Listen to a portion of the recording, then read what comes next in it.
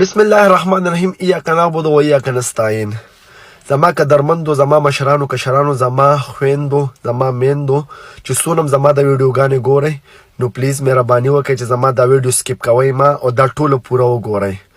سبانه هغه ورځ ده چې کومې ورځ ته موږ د یو نیم کال نه انتظار کو، الله پاک هغه ورځ راوسته چې مونږ وښایو هغه انسان ته چې کوم انسان زمونږ دپاره په خپل جسم باندې ګولۍ وخوړې، زمونږ دپاره د مرګ سره لوبې وکړې، زمونږ د مستقبل دپاره نن هغه په جیل کې پروت دی، پوه شوې، بې ګناه او بې خطا په دې وجه باندې په جیل کې پروت دی چې هغه ته وایي مونږ سره کمپرومایز وکړه، هغه ته وایي چې ته دې ملک نه بار لاړ شه، تاله به مونږ دا درکو، تاله به مونږ هغه درکو، هغه کمپرومایز نه کوي. هغه وایي زه چې نن دلته کې یم د خپل قوم د وجې یم.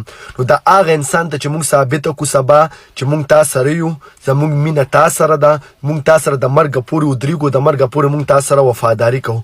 نو سبا په 8:08 بجې باندې ما پولیټیشن کې اوټینګ شروع کیږي. نو ستاسو د ضلع چې هر یو د پی ټی آی دغه رهنما ولاړي، نو مهرباني وکړئ د هغه نه حیات ساتئ او ورشئ هلته کې به د پی ټی آی هر یو ګروپ ولاړي. که تاسو نه پوهېږئ د هغې نه تپوس وکړئ، هغې به تاسو ته نښه وښیي، هغې به تاسو په ټول ترتیب باندې پوه کړي او لاړ شئ اوټ استعمال کړئ د پی ټی آی په حق کې، صرف او صرف د عمران خان دپاره.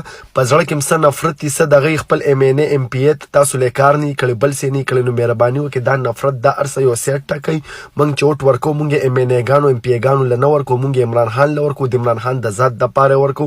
نو مهرباني وکړئ 2 رکعته نفل وکړئ، د الله تعالی نه دعاګانې وغواړئ او الله تعالی ته سوال وکړئ، پوه شوې، جړاګانې وکړئ چې الله پاک سبا عمران خان له بری ورکړي او عمران خان بیا یو پیره پرایم منسټر جوړ شي. خدای پاک یې ښه په عزت سره، ښه په درون استقبال سره د هډیا له جیل نه رابار کړي. ډېره مننه، والسلام.